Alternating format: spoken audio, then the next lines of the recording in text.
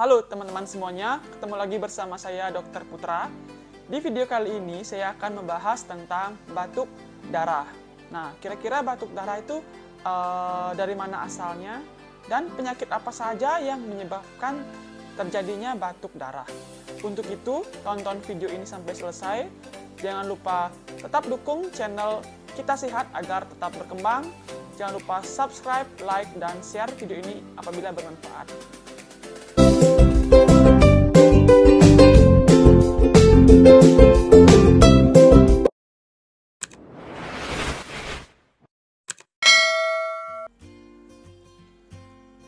Batuk darah atau dalam bahasa kedokteran disebut dengan hemoptysis merupakan suatu kondisi di mana munculnya darah pada saat kita batuk.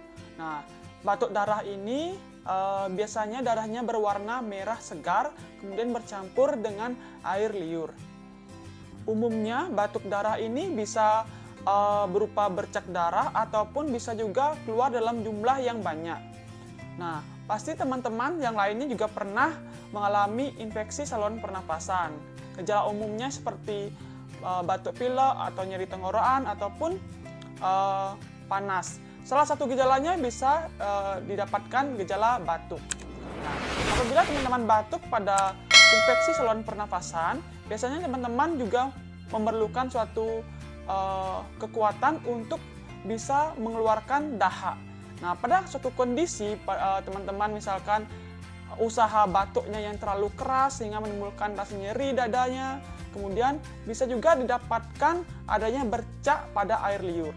Nah, itu juga bisa kita dapatkan adanya darah berupa bercak.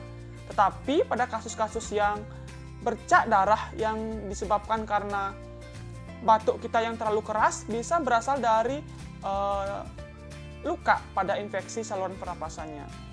Nah, tentunya bercak darah yang seperti ini hanya timbul sekali dan masih aman. Jadi tidak perlu khawatir apabila teman-teman mengeluh infeksi saluran pernapasan, gejala batuk yang terlalu keras yang muncul dalam 1-2 hari, kemudian karena terlalu keras kita mengeluarkan batuk, kemudian timbul seperti bercak darah berwarna kemerahan di air liurnya, tetapi hanya timbul sekali, itu tidak apa-apa.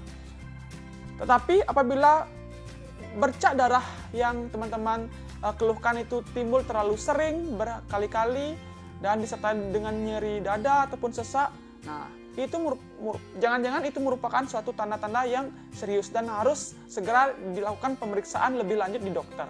Nah, kondisi apa saja sih yang sebenarnya dapat menimbulkan gejala munculnya batuk darah ini? Nah, di sini saya akan membahasnya. Yang pertama yaitu ada penyakit yang namanya bronkitis. Bronkitis merupakan suatu infeksi yang terjadi di saluran pernafasan.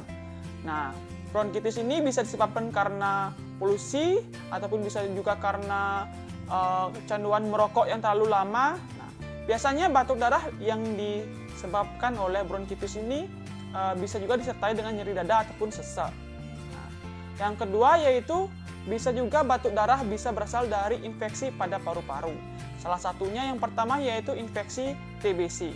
TBC merupakan suatu infeksi yang terjadi pada paru-paru yang disebabkan oleh kuman, yang nama kumannya yaitu Mycobacterium tuberculosis.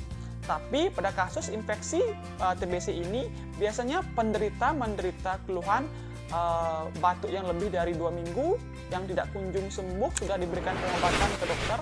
Kemudian disertai juga dengan panas, sumber-sumber, meriang-meriang, kemudian disertai juga dengan penurunan berat badan, nafsu makan menurun, kemudian keringat pada malam hari.